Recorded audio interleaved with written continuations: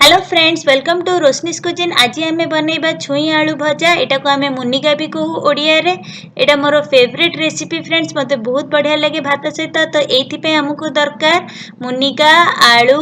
मुनिगा टाको केमती छड़ेकी देखेबी, मु सेटा देखेबी आपनको। ता सहित सोरिष तेल, मर्च, अदा रसुण।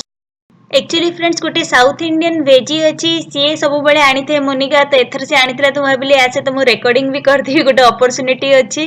ता सहित मुझे लुण, तेल, हिंगु, तापर आमर हलदी, गरम मसला, दी प्रकार red chilli powder, red chilli और कश्मीरी रेड चिली पाउडर, सोरिष, तापर आमर जीरा आ लाल मर्च आ मैंने पानी। एबे देखंतु छुई को मु केमती चाकू रे एमती कोरी दोची, ताहले जो ऊपर फाइबर ता सेटा पळेबो। तापरे एटा को हमें दी साइड रो कट कर देबा।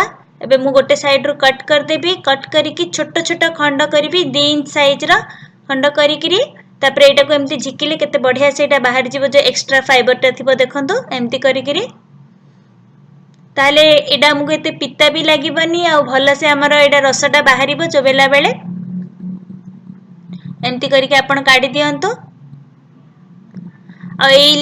मुनिगा और आलू को हमें टिके लुण पानी रे पारबॉइल कर दबा। ताहले एटा इजीली कुक हे जिवो, बहुत बढ़िया से हमर ऑब्जर्व करिवो सब मसला को। एटा को हमें लुण पानी रे भल से मिक्स कर दबा। ताहले लुणटा भल से ये झिकी दबो।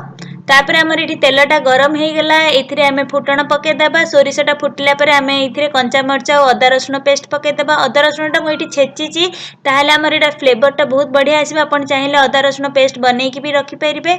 एटा टिके समय सटे कला परे हमें एथिरे प्याजटा पके दबा। प्याज सहित मु टिके लुण पकुची, ताहले प्याजटा टिके जल्दी कुक हे जिवो।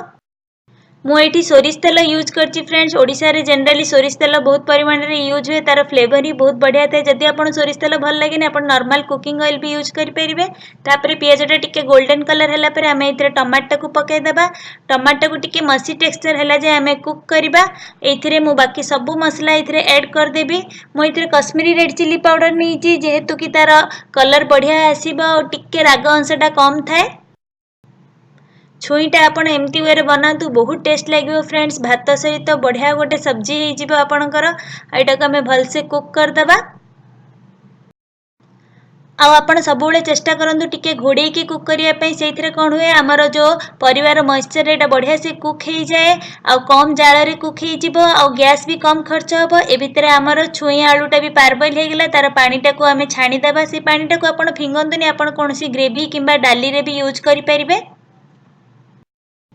से बहुत विटामिन थाए फ्रेंड्स। एबे मुनिगा आलू को आमे भलसे मसला रे मिक्स कर दबा, ताको घोड़े की कुक करबा। आपन जदि टिके ड्राई लागुची, टिके कंचा लागुची, तापरे ताले आपन से जो पानीटा को आमे बाहर करथिले छाणी की, से पानीटा को भी आपन ऐड करि परिबे। टिके समय एमती धीमी आंच रे हमें कुक करबा। ताहले एटा बढ़िया से पूरा मसलाटा को ऑब्जर्व कर दबो।